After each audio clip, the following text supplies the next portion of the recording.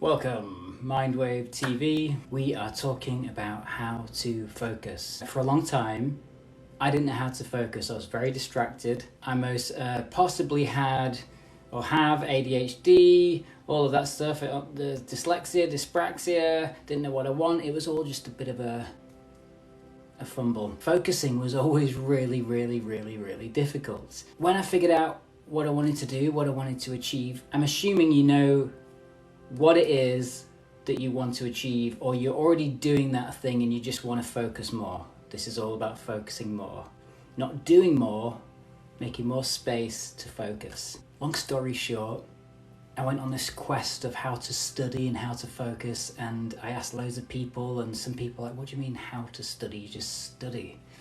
And I didn't know how to do it. I never studied anything. So it was very confusing until I found meditation. And one of the amazing things about meditation, what it teaches you, is to focus on one thing at one point in time. That might be a mantra, or it might be your breath, it might be your body, it might be stillness, whatever it is that you work with in meditation. This is the greatest thing you could possibly do to learn how to focus. So yeah, meditation is the greatest gift to the planet. It's actually quite sad when people don't meditate, who've never really experienced a deep meditation, because it's so unbelievably out of this world. You go beyond your thinking mind, you go beyond the body, and then you merge with consciousness, oneness, what is, however you want to phrase that, it doesn't really matter. But what's happening is every time you focus on that mantra or your breath or your body, and you do that over and over and over and over and over again, you rewire yourself quite literally. If you dive into all the neuroscience that all, backs up all that, all the neuroplasticity and all these things that confirm that we are literally rewiring ourselves to focus. So number one tip is meditation. It's free. I mean, sometimes you might have to pay to learn it, whatever. But once you've got it, it's free. And if you do it, you'll notice that when you're concentrating on this mantra, concentrating on your body, concentrating on the breath, whatever your practice is, in life, in reality, outside of meditation, when the phone pings or the email comes in, or all of the distractions start to happen, and trying to drag you away from doing the thing you're meant to be doing, you start to notice, because of this training of constantly going back to one thing over and over again, or the mantra, or distraction, or the mantra, or distraction, or mantra. Or if it's your breath, you hear a car go past, back to the breath. You hear a noise, back to the breath. This repetition of coming back,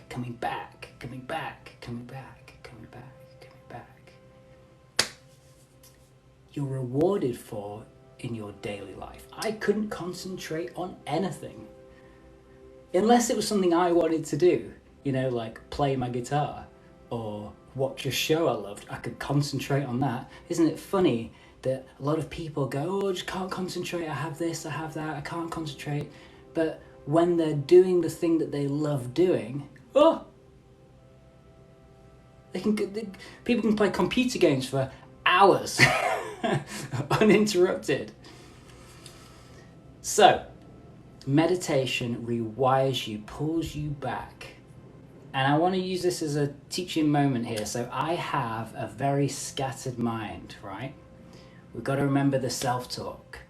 This is another puzzle piece. Anything after we say I am, I have, is.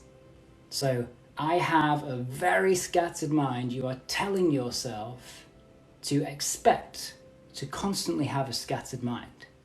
So we want to catch all of these self-talk, all of these. So if I have a scattered mind and I want to change that, and I want to realize that that's actually a negative or something unwanted, then we've got to catch that I have, in the present, a scattered mind. It might be true, you're not lying to yourself, but what we can do is we can say, in the past, I've had a scattered mind.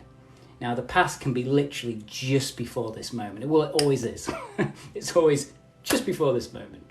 So we catch it and we say, I have, in the past, have a scattered mind, but now I'm open to working on it. I'm going to learn to meditate. Or I'm going to practice being more on it, whatever. This is a major part of this. Focus is number one. Meditation is number one, rather, for learning how to focus. And if you are super busy and you don't have time to meditate, I would say you need to meditate more.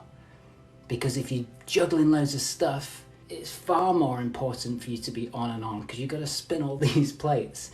And look, if you can't find that 20 minutes and you can't find that 10 minutes, then do what I did. I used to be on the road with my friends in a band, and it was heavy metal in the van all the way there. And then it'd be heavy metal on stage, people talking, drinking. There's no time for a little me moment. I used to go to the bathroom, lock myself in the bathroom for 3 minutes and just breathe. That was the start of me going, oh, peace. I think I found some peace. It was in me the whole time. I'm just going to look through some notes. I wrote some notes. Distractions are a successful person's kryptonite. Shiny objects, texts, others, recommendations. The amount of times that people say, hey, you've got to watch this. Hey, check out this link. Hey, listen to this. Here's my band. Oh, have you seen this? If I did all of those things, A, I'd never watch the things that I want to watch. And B, I'd never get anything done. And I remember a time when if someone said, hey, do this, let's do this, I'd just go, okay, okay. When I learned about distractions, I decided to take a pause before accepting anything from anyone. Take a pause. Put it on the list of things to watch. Put it on the list of things to do. Distractions. When you're in meditation, if your mind's cluttered, just say distraction. Just once, distraction. Just label it and then come back. And in life, when you notice those shiny objects, those pings, something that's more enjoyable than the now, always seeking sensations, attraction or aversion in any given moment. This right here, right now, this that you're watching, oh, it's not quite enough, I need to drink something or scroll and see what else is out there. It's just constant. So one of the biggest tips is whatever you're doing, we'll use this as an example. As you're watching me right now, instead of thinking about that thing you're thinking, or wondering what you're going to watch next, or scanning between the computer and something else, just be here now in this moment. And everything you do afterwards, even if you're anything, segment your day into little mini moments. So after this, whatever it is that you do, even if you just go to the toilet, this is where I like to say the Zen bathroom. As you walk through that door, you open that door, thoughts don't exist. I mean, they do. It's just a game. So walk through the door, the bathroom door, and as you walk through, all thoughts have disappeared. Do whatever you need to do. Wash your hands, have a shower, go to the toilet, whatever it is that you're doing, and watch as your mind starts to go, I need to think of something, what I'm doing next, or what I've just done, or and all you have to do from that moment while you're in the bathroom, so scrolling on your phone, I know you do it. It's fun sometimes. Anyway, try this out, the Zen bathroom. Try it for 1 day a week. Maybe tomorrow is Zen bathroom day. Every time you walk in the bathroom, as soon as you touch that door, no thoughts. And all you're allowed to do is just feel the water. Allow the thoughts to just kind of go through like clouds. Just observe, just watch, just witness. Instead of the Zen bathroom, that's what's happening tomorrow. And then report back. Decide to conquer distraction. And what I've done is I've created a free training, which I did a while ago, and I couldn't remember what was in it. So I watched it again the other day to make notes. And I mean, I'm not tooting my own horn, but it's pretty damn good. There's a lot of these things out there where people say, hey, watch my free thing, I'll tell you all this stuff. And it's just a sales pitch just to, it's like, hey, look at me, buy the thing.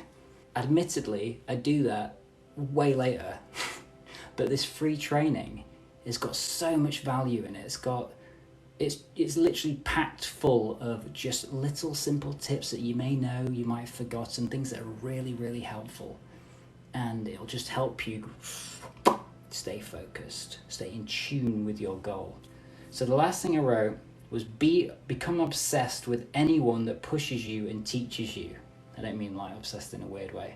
I mean, if you're being guided by someone that you love, someone that you appreciate, a book that you're reading, the work of someone, a mentor, a friend, whoever it is for you, double down on that person.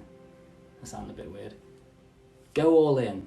Tune into what they have to say. Whoever resonates with you, it could be me. If it is, check out the stuff I've got in my bio, the free stuff, the courses.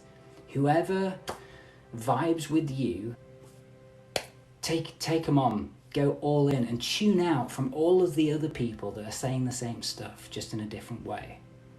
This is what I did, and it was amazing. And I was jumping all over the place, from teacher, guide, guru, reading 3 books at a time. I say that I was listening to them, I wasn't doing that. I was all over the place. I was scattering myself, trying to get all of the information.